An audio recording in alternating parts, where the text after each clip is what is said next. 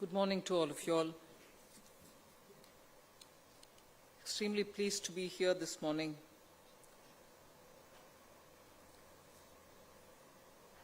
My colleague and member of the Council of Ministers, Pankaj Chaudhary, Secretary General of the WCO, Kunio Miku Miyaji, board members of the Central Board of Indirect Taxation and Customs, invited past participants and all guests. This global conference on cooperation in enforcement matters, I see it as a major step forward in networking among us, between us, for a cause which is now becoming larger than what any one single agency can handle. Given technology and given the presence of very skillfully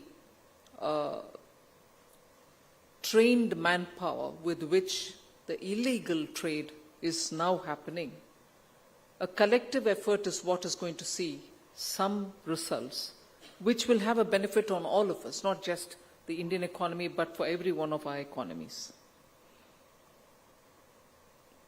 This was an idea, as was referred to by many members, this was an idea which we felt was important as a step to be taken during India's G20 presidency. What would you think is the link between the G20 presidency and a networking conference like this? On many issues today, with the kind of challenges that the world is facing, it is a point on which most of us would agree that unless efforts are going to be collective, in which all countries work together, especially in a technology-driven era, it is not just going to be possible for any of us to work together. And also, with the kind of progressive initiatives which the WCO takes, unless legislative and procedural steps are taken in all the countries which align with each other, which are not mutually contradictory, which can strengthen one and the other, we are not going to be able to see considerable achievements or progress in the customs area. And when I say customs area, I clearly look at two different silos, not necessarily silos, but I put them in two different compartments. One is the facilitation, so that ease of trade is brought in, goods movement is facilitated, and we are able to have a well-streamlined international trade. But that anyway today businesses want it, we want it, so all of us would work towards it is a step which I would think is happening almost by default. But of course, every now and then we have to increase the level of the default functioning. But the most important silo which I want to talk about, and I keep referring it to a silo, but not to mean that it is so watertight that we cannot have things shared from it and into it, is the prevention and deterrence. Prevention of illegal trade, prevention of smuggling, prevention of those which are not at all desirable for any country's sovereign authority. And in prevention, deterrence is now a word which I would like to add.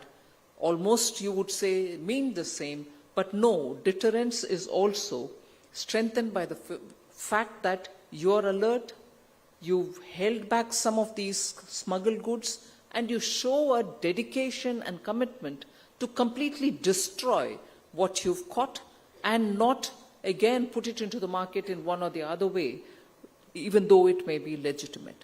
So prevention and deterrence is that particular area in which I would think this global conference on cooperation in enforcement matter should give a lot of workable ideas.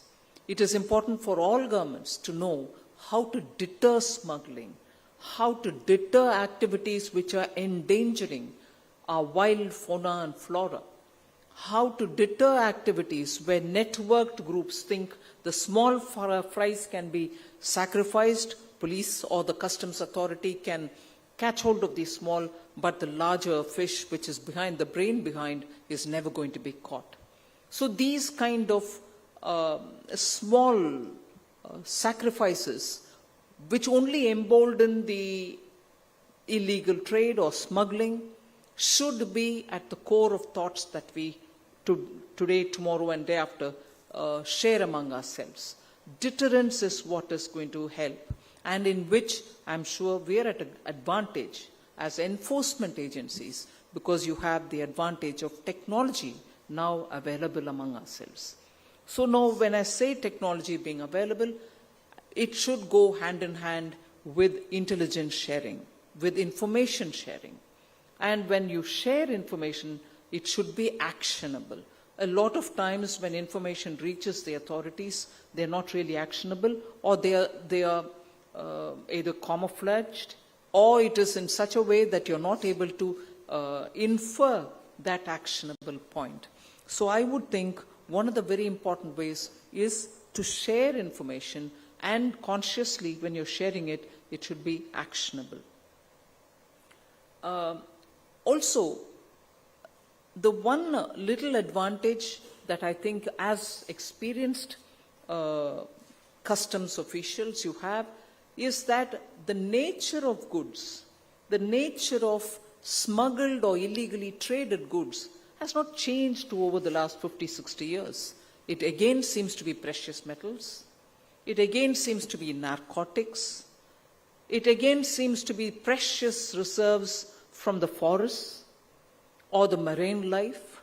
So largely, the goods which are getting illegally traded are remaining the same. There are no newer areas in which the customs authorities are baffled, or you're not sure how did this happen about.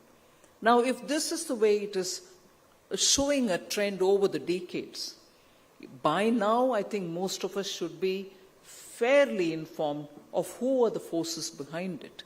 So I place a lot of emphasis in intergovernmental cooperation along with the WCO, so that we are able to crack the brains behind it, the masterminds behind it, with help of local authorities and government. I'm not saying it's simple. I'm conscious these are very difficult areas to trod on, but I think we need to show dedication in being able to bring these efforts completely down, at least for a period, and then when it comes back, because human tendencies will have its own ways of coming back to do that which is not lawful, but it is also periodically our duty to restore confidence in the minds of citizens, saying such activities will be punished, will be curbed, will be deterred. So if only gold, cigarette, narcotics and antiques and wildlife material are being smuggled, and I'm sure a few other things are also coming in, it is your experience which will have to show us the direction and the path forward, so that we are able to contain this evil, because it hurts all our economies. And ultimately, of course, information sharing on innovative thoughts, on legislations which have empowered authorities, and on procedures which have come in handy in being more effective will be useful. And in that regard, I think this Operation Sesha, in fact, I must admit and confess, as much as I kept hearing Shisha, I was wondering, what is this? Although this is a scheme which is run now 3 phases, Operation Shesha refers to that hillock, that sacred hillock in the southern part of this country, Seshachala Hills, from where the red sanders smuggling happens. Am I right, ma'am? Yes, ma'am. So, Seshachala Hills is where the red sanders are largely grown, because the suitability of the soil and the climatic condition. I belong to that area, and I'm conscious of how much of redwood goes out of this red sanders, as they're called, goes out of this country, and how much it is sought after.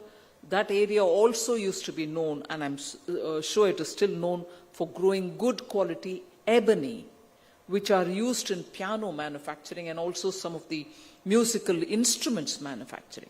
These are very precious woods from that area. So I'm happy to launch Operation Sesha Phase 4, and you have shown some success in the earlier 1, 2, and 3 phases. But Operation Shesha should not just be only for red sanders or ebony if it is still relevant, but we should make sure the marine wealth that India has, but particularly in the southern Park Strait region, the rare sea cucumbers and many other lives from the sea, marine lives, will also have to be protected.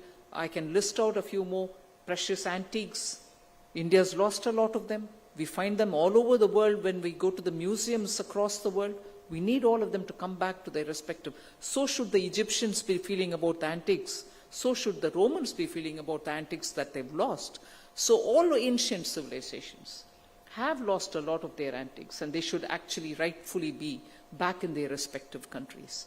So without taking much of your time, I'm thankful to the CBIC for having taken my little suggestions seriously and having made sure that this conference happens. But I think the result of the 3-day conference is not just going to give us material for working further, but a networking of this sort should be institutionalized. It should happen every year. I would request the Secretary General WCO that we should, wherever we meet, we should meet every year and make sure best practices are shared, information is better honed to use for everybody, and we get to know each other's strengths and challenges. So thank you very much, and all the very best wishes for the 3-day conference. Thank you very much, ma'am. We are grateful for your guidance and constant encouragement and support. Thank you so much.